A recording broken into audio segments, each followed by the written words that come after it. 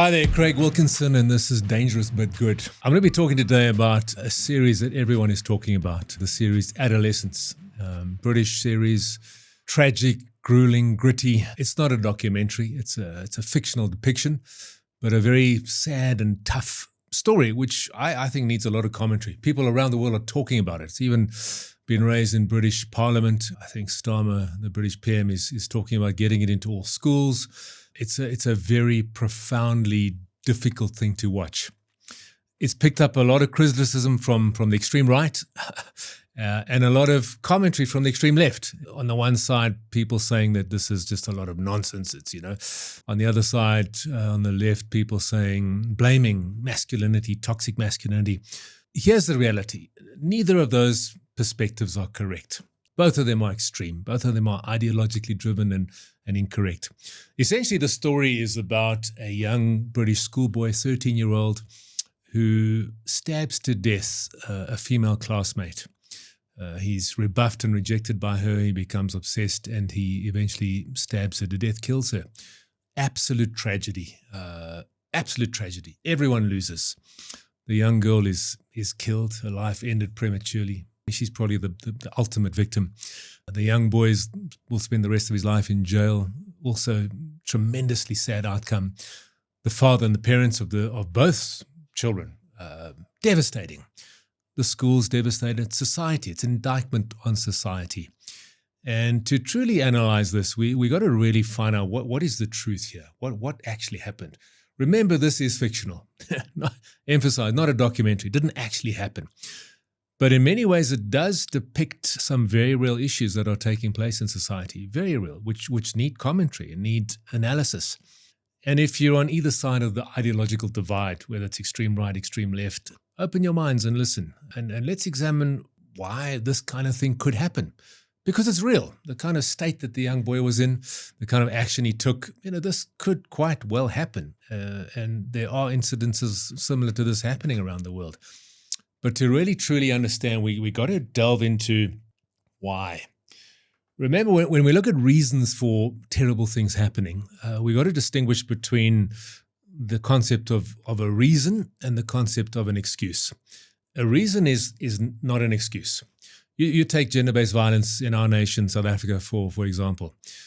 There's no excuse. There's never an excuse ever for a man to abuse a woman or a woman to abuse a man or to be violent or in any way. But there are reasons. And unless we understand the reasons, we will never be able to fix the problem. Let's start from the standpoint here, the point that humanity is an absolutely beautiful thing. Men and women, beautiful. As mankind, we are created in the image of God. And there's the divinity in all of us, in men and in women. And so we can never start from the standpoint of saying that masculinity is toxic. It's not. Masculinity is a beautiful manifestation of humanity, of the divine, as is femininity. So let's just get away from the perspective and saying that men are toxic and masculinity is toxic. And, when a young boy stabs to death a young woman, it's because masculinity is bad. Absolutely not. Masculinity in its pure form is a beautiful gift to humanity, as is femininity. The masculine and feminine working together, co-create this world. I had the privilege and joy of attending with my wife the other night a Andrea Bocelli concert. It was absolutely magnificent. And he had brought onto stage a couple of female singers. And here you had this incredible, one of the best ever male soprano voices singing. I mean, just goosebump stuff. And next to him, the female equivalent singing in this magnificent feminine voice. And this beautiful dance, this beautiful interweaving, this beautiful synergy and symbiosis between the masculine and the feminine on stage was absolutely awe-inspiring. Magnificent. The male, the depth, the female, the tone and the range, working together, weaving together, duet, absolutely fantastic. And it's such a beautiful depiction of life. Men and women are different, beautifully different. The drivers of the masculine soul, the drivers of the feminine soul, masculinity, femininity, absolutely magnificent. Each of them representing some of the divine. Different, of equal value, worthy of equal opportunity. And dancing together, we just create a beautiful world. So we must never get to the place where there's a war, where there's a polarization, where masculinity versus femininity, where there's this war of attrition. Absolutely the wrong way to go. So let's get back to this story of adolescence. 13-year-old boy stabs to death 13-year-old girl. Absolute, phenomenal, major tragedy from every perspective. Why would this happen? Why would this happen? You have, as I said, on the one ideological divide, you have people blaming masculinity. On the other side, people saying this was a falsely created depiction designed to malign masculinity. What is the truth? Why would this happen? Let's be honest, there's a lot of this kind of thing happening. There's gender-based violence happens all the time, men beating up women. There's also men being abused by women in a different way. Remember, the vast majority of abuse that happens by men on women is physical and sexual and brutal in nature. The vast majority of abuse that happens from the female perspective towards the male is not physical, sexual. It's psychological and verbal. Now, we won't get into discussion as to which is which and which is worse. It happens. And the fact that a young boy physically killed a young girl is devastatingly evil. Awful. Why would he do that? Why would he be driven to that? Let's start from the standpoint. No boy is born an abuser. No boy is born a misogynist. No boy is born a racist. No boy is born with a desire to take other lives and to abuse other lives. No. Masculinity, boys are born with an innate desire to protect, to use their strength to protect and to create an environment of safety. And that's the masculine mandate, to provide safety, using his physical strength, whatever other strength it has, to provide safety.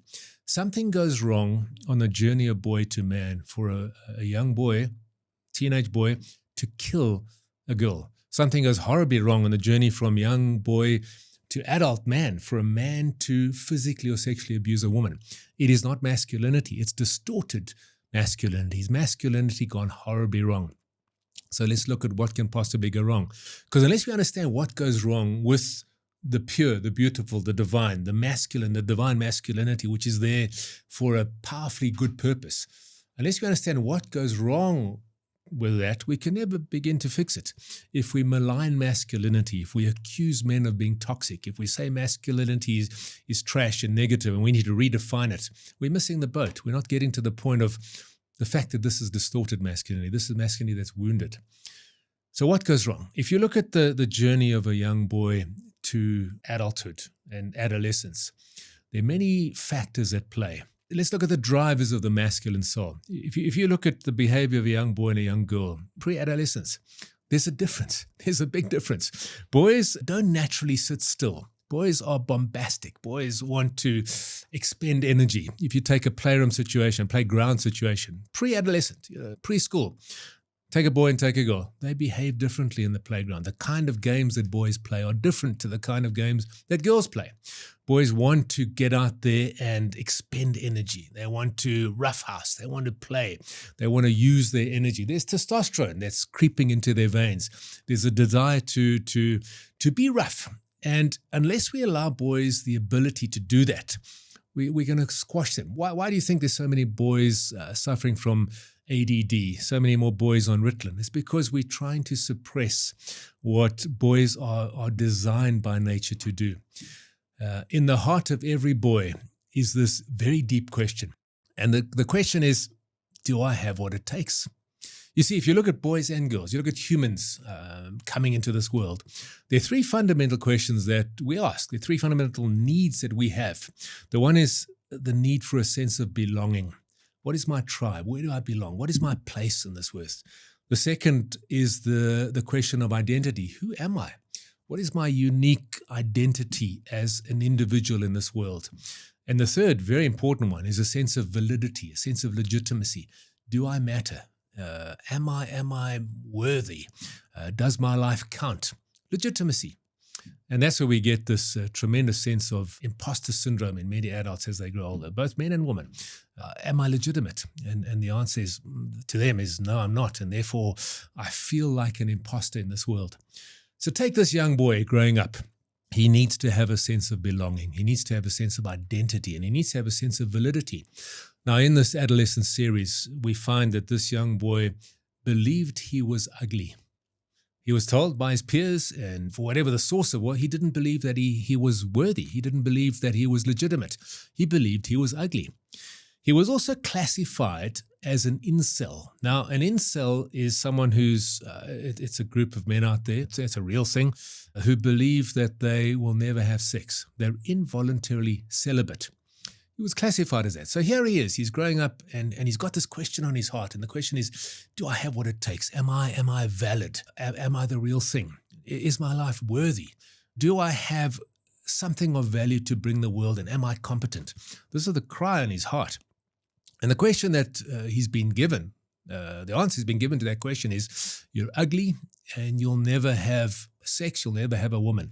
Now, just bear in mind, this is the context in which he's growing up. And so for his young developing heart and soul and psyche, he doesn't have a sense of belonging. He doesn't have a sense of identity. Well, his identity is I'm ugly.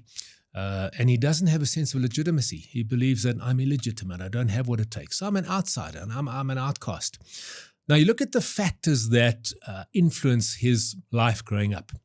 And for me, there are four very key factors in influencing the life of any young child, boy or girl, growing up. His father, his mother, society, and his peers. Now, let's look at the father. You know, the father's role in a boy's life is to model positive masculinity. The father's role is to be present and engaged. The father's role is to provide discipline and boundaries. The father's role is to truly see and get and engage with and understand his son, and to help his son discover his identity and then mentor him into positive, healthy adult male. Now, this father in this particular series was actually a decent man.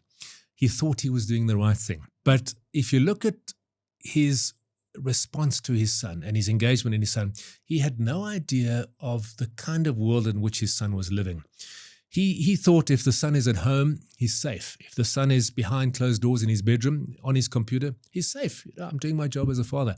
He didn't realize that the world that his son was engaging in behind those closed doors, via his computer, was a very dangerous world. He was engaging in a world that exposed him to so many different influences. So the father was not present, engaged in his son's emotional, psychological life, in the world that his son operated in. And so this father, perhaps, and later on in the series, you see a tragic scene where the father is weeping, and acknowledging to his son he failed him. He could have done better. Now, you got to look at this father with tremendous sympathy. He thought he was doing the right thing. He thought he was there, and his heart and his intention was probably correct. But fathers need to engage fully in their sons' lives. Young boys look to older men to validate them, to teach them masculinity, to discipline them, to model to them what it means to be a good man. And in the absence of that, where do young boys look to? They look to their peers. They look to the media. They look to all kinds of wrong places. So number one factor in growing a young boy into a good man is the presence of his father, the modeling of his father, the disciplining of his father, and the teaching of his father. So there we see one thing that already had started going wrong in this young boy's life. Second most important person in a boy's life is the mother. Well, I'd say equally important, but she's the most important woman in his life. And mom's role is to nurture, to love, to protect, to teach, and to model to the young boy what positive, powerful femininity is, to model to him what's acceptable behavior for a woman from a man, where to set boundaries, to nurture and to protect. Where moms can often go wrong is by overprotecting, by mollycoddling, by not giving the son permission to get out there and try things and to experiment and to fail. So the mom can fail to provide the son with the confidence and the permission to get out there and be wild and to be what men are supposed to be. Wild, but in a controlled fashion. Aggressive, but in a very controlled fashion. Aggressive only to what is bad. Competitive, but in a very positive fashion. So moms play a massive role. Then look at society. the kind of messaging that society gives young boys is absolutely crucial, and young girls. We're talking about this young boy, though, his development, his growth into an adolescent that went horribly wrong. And here, let's spend a bit of time on this, because the kind of messaging that society gives boys is often very toxic and often very, very negative and destructive. Firstly, access to pornography has become the norm. So many young boys, their sex education is pornography. What an incredibly distorted, tragically broken way of learning about sex through pornography. Pornography depicts sex as just simply something that you do for pastime, for recreation, something that every woman is giving every man, something that's just transactional. There's no intimacy involved, something that can be sometimes quite violent, something that's just, there has no boundaries. And this is put out there by media, and it's become virtually socially acceptable. I mean, governments allow it. It's an absolutely legitimate way for people to make money, to produce pornography. And it's become absolutely an epidemic of men becoming addicted to pornography, and increasingly women as well. And it's such a distortion and such a tragedy. It's such an abuse of women and abuse of men, and just an abuse of what should be a beautiful, sacred, intimate interaction between a man and a woman in a committed relationship. So he's probably accessing pornography and just seeing wild, unfettered, no boundaries sex, which means nothing other than having fun, and two people using each other for fun. So that's his sex education. Second, he's getting the message from media that, and for me, I call these the 4 big lies about masculinity: sex, power, money, and big boys don't cry. And this is the kind of message that to be a man, the more sexual partners I have, the more of a man I am. And so I can define my manhood by how successful I am in coercing or seducing or getting women to have sex with me. That becomes a standard for my masculinity, according to media, according to pornography, according to so many movies we watch. Boy meets girl, they have a date, and pretty soon they're in bed, and that's a success. What a distortion. Number 2, power, in the sense that men, to be a man, I have to have power. I have to be dominant. I have to have either physical power or mental power or economic power, or, I have the power to attract the opposite sex. Money. Money is depicted as, money makes it all. The more the car I drive, the clothes I wear, that's what makes me a man. And the next big lie is big boys don't cry, and we see that, this young man is unable to share his challenges, his sadnesses here, the things that are he's unable to share them, because big boys don't do that. Men don't do that. We don't share our vulnerabilities. We don't talk. So society playing a massive role in shaping this young boy's life. Remember, I said earlier that a sense of belonging is so crucial. So here you have this boy who believes he's ugly, who believes that he's an incel, involuntary celibate. So where is he drawn? He's drawn to a subculture of men who are incels, who are part of the manosphere, who are part of this group of men who feel rejected by society. He's drawn to that group because at least there he has a sense of belonging. He has a sense of legitimacy. He has the ability to say, well, this is not my fault. This is the fault of society or woman. They're rejecting me. So I have to belong to this marginalized group of people. And he finds solace, and he probably finds comfort in that group. He's drawn to groups which promote a negative, toxic kind of masculinity, because that's where he feels he needs to go to belong. Because society, parents, father, mother, is not validating. They're not validating him as a boy and saying, as a boy, as a young boy becoming a man, growing into adolescence, your life matters. Masculinity is good. Who you are is enough. You're not ugly. You're not a reject. You have a tremendous amount of value to offer the world. He's not receiving this kind of validation from all the powerful forces in his life, mother, father, society. And so he's drawn into this kind of subculture of toxicity. The fourth big influence on us growing up is our peers. Now, what is he receiving from his peers? And here we jump to this young girl and other young girls in his life who we find out were cyberbullying him. They were teasing him. They were telling him, you're ugly. You're not worth it. You're never going to get a date. And more he faced the ridicule of being rejected by members of the opposite sex, being called ugly, actually beginning to believe that he will never make it. He's destined to be celibate for the rest of his life. He's destined never to have a partner. Now, you can imagine the psyche of this young boy. Rejected, desolate, not feeling a sense of belonging, not feeling a sense of legitimacy, not feeling a sense of identity. Who am I? And increasingly, this builds up anger and resentment. Now, the incident that led to him stabbing was where he was once again rejected and rebuffed. Now, I got to emphasize, there's no excuse. What he did was absolutely inexcusable. It was destructive, terrible, inexcusable.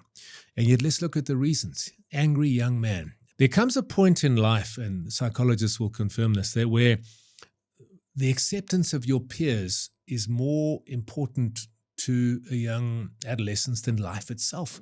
The need to be accepted, the need to be validated, the need to belong to a group. And so all of these things are swirling inside this young boy's psyche and his head, this devastation, these negative influences, the pornography he's been watching, the influences he's getting from these marginalized, well, these subculture groups, and the increasing ridicule and rejection by peers and by members of the opposite sex. And this is what led to this explosion of anger, where this terrible, terrible incident took place. And so when we analyze what happened here and we really delve into the reasons, we got to say, well, how do we fix this in society? How do we change this narrative? And we got to say any extremes are destructive. We got to go back to who are we as human beings? We got to go back to the fact that humanity, human beings are incalculably precious, created in the image of God, men and women, absolutely beautiful, different, with different characteristics, different drivers, obviously a tremendous overlap. We have more in common than we have difference. We have to move away from polarization. We have to move away from blame. We have to move away from this war of attrition between sexes, between races, between different cultures, and come to the point of seeing ourselves as human beings, equally valuable, and bringing different things to the party.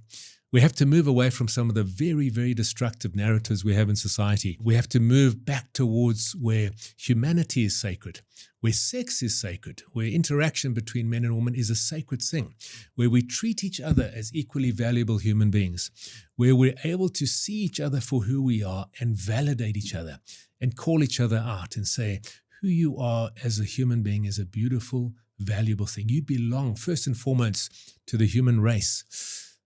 You belong next then to whatever subgrouping you come from. A male, you're a man, and that's a beautiful thing. And to be a man, you don't have to be powerful. You don't have to be rich. You don't have to have sex with multiple partners. That's what makes a man. What makes a man is someone who stands up and takes responsibility, someone who brings his strength and all that he is to make the world a better place. We need to be able to see that and validate that. We need to be able to give every human being a sense of validity, a sense of belonging, a sense of purpose, a sense that they are legitimate, the real thing, whether they're tall or short, black or white, male or female, straight or gay. We need to be able to validate each other. Now, if we do this, and if we parent well, and if we have good male role models and good female role models, and if we abolish bullying of any kind of sort, whether it's cyberbullying, whether it's a woman bullying men with their tongues, whether it's men bullying each other with their fists, or women in the derogatory way, when we get to the point where we stop seeing women as sexual objects, but seeing them as equally valuable human beings, where we get to the point as young men valuing each other, other young men as brothers, valuing women as sisters, equal co-creators. This is when we're going to begin to eradicate this kind of thing. We are all equally valuable human beings. We must never call masculinity toxic. We must never, ever think that one group of people is superior to another. We need to raise the next generation to value themselves. We need to raise the next generation with boundaries. We need to raise the next generation with discipline. We need to mentor the next generation. We, as the older generation, also need to see the kind of world in which youngsters are growing up in. It's a world that's very different to the world in which I grew up. I raised my son and my daughter, and they were entering into the era of internet and cyberbullying and cell phone usage. And that's a world that I didn't experience growing up. And as the older generation, we need to understand that world, understand the nuances, understand the danger The danger doesn't exist outside the house. It exists inside the house. The danger exists in these devices, access to pornography, access to negative influences. And these are the kind of things we need to do to begin to stop and eliminate and prevent the tragic kind of thing that was depicted in this movie, Adolescence. So let's, in building the world into a safe and prosperous and beautiful place, let's seek the truth. Let's find the true reasons for why people do the things they do. Let's not just blame and categorize and put into boxes. Let's truly understand what drives the heart of a young man, what drives the heart of a young woman, the influences that society brings on them, the forces that are governing them. And let's begin to truly cherish the next generation and raise them to be whole and healthy men and women, adults who can work together, adults who can dance together, masculine and feminine, that can dance together to co-create a beautiful world. Let's be dangerous to the things that threaten our future. Let's be dangerous to toxic influences, whatever source they come from. And let's be fully aware of the dangers that we face, that our children face, that the next generation faces, and begin to truly take a stand against them. Because only when we do that will we eliminate these terrible things that are happening and begin to raise the next generation to be pure, to be whole, to be loving, to be truly human, so that we can build a great future.